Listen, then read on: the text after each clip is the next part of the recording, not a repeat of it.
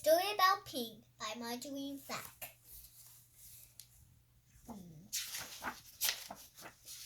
Once upon a time, there was a beautiful young duck named Ping. Ping lived with his mother and his father and 2 sisters, 3 brothers, and 11 aunts, and 7 uncles, and 42 cousins. Their home was a boat with 2 wise eyes on the Yangtze River. Each morning, the sun rose from the east. Ping and his mother and his father and sisters and brothers and aunts and uncles and his 42 cousins all marched one by one down a little bridge to the shore of the Yangtze River.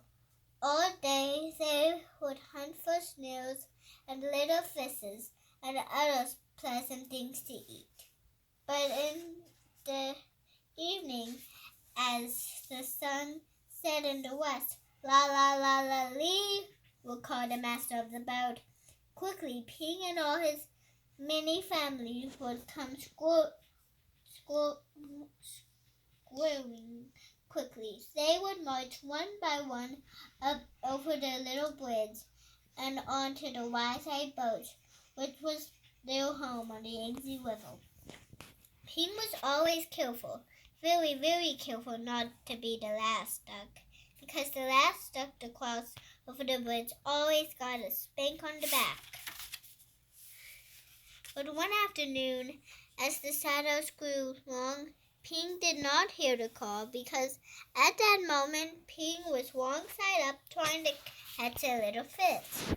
By the time Ping was right side up, his mother and his father and his aunts were already marching one by one up over the bridge. By the time Ping neared the shore, his uncles and his cousins were marching over, and by the time Ping reached the shore, the last of his 42 cousins had crossed the bridge.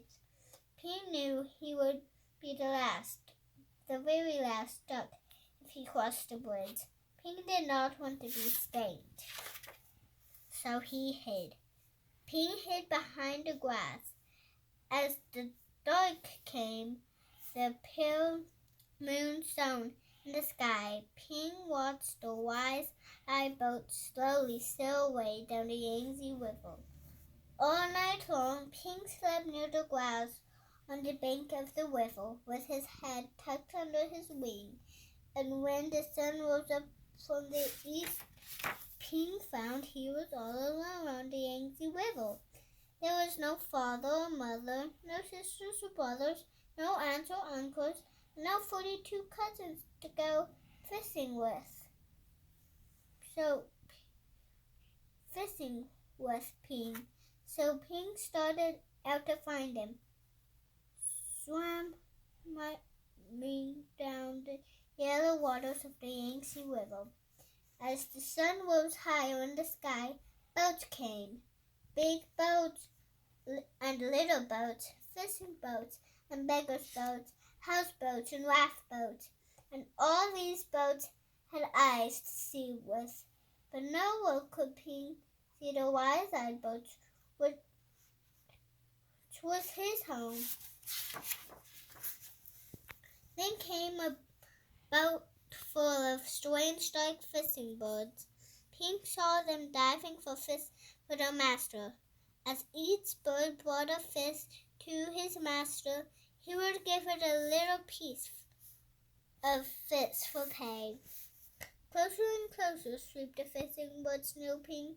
Now Ping could see shining wings around their necks, wings of metal made so tight the birds could never swallow the big fish they were catching. Swoop, splash, splash. The winged birds were dashing here and there, all about Ping. So down he ducked and swam under the yellow waters of the Yangtze River. When Ping came up to the top of the water, far away from the fishing birds, he found little crumbs floating, tender little rice cake crumbs, which made a path to a houseboat. As Ping ate these crumbs, he came nearer and nearer to the houseboat. Then splash! There in the water was a boy, a little boy, with a barrel on his back, which was tied to a rope from the boat. Just as all boat boys on the Yangtze River are tied to their boats. In the boy's hand was a rice cake. "Oh!" cried the little boy, and up dashed Ping. He snatched at the rice cake. Quickly the boy grabbed Ping and held him tight. "Quack, quack, quack, quack!" cried Ping. "Oh, oh, oh!" yelled the little boy.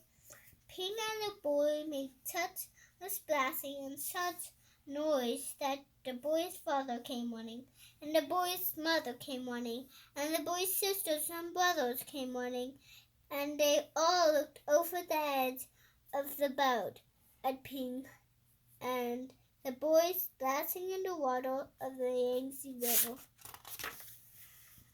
Then the boy's father and mother pulled at the rope, which was tied to the barrel on the little boy's back.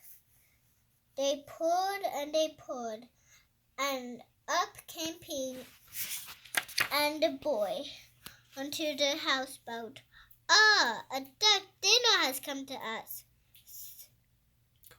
said the boy's father.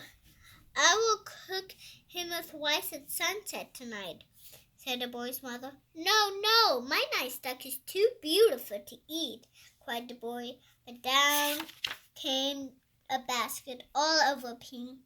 He could see no more of the boy or the boat or the sky or the beautiful yellow water of the Yangtze River. All day long, Ping could see only the thin lines of sun which shone through the cracks in the basket, and Ping was very sad.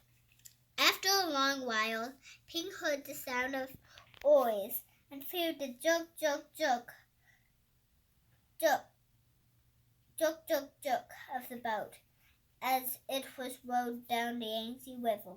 Soon the lines of the sun, which came through the cracks of the basket, turned rose color, and Ping knew the sun was setting in the west. Ping heard footsteps coming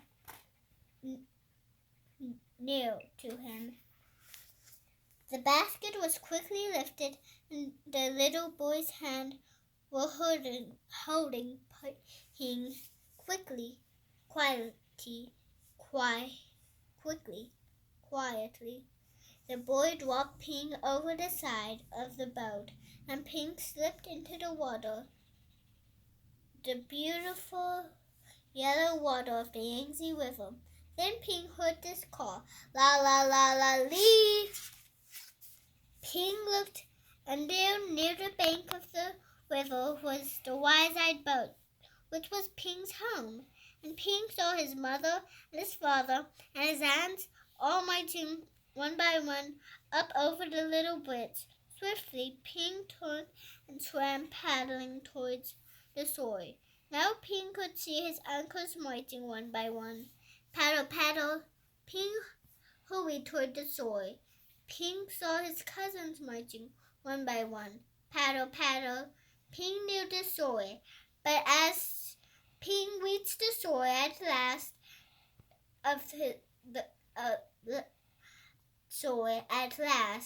of Ping's 42 cousins marched over the bridge, and Ping knew that he was the last late again. But up marched Ping, up over the little bridge, and spank came the spank on Ping's back. Then, at last, Ping was back with his mother and his father and his 2 sisters, 3 brothers, and 11 aunts, and 7 uncles, and 42 cousins, home again on the wise-eyed boat on the Yangtze River. And this was Ping.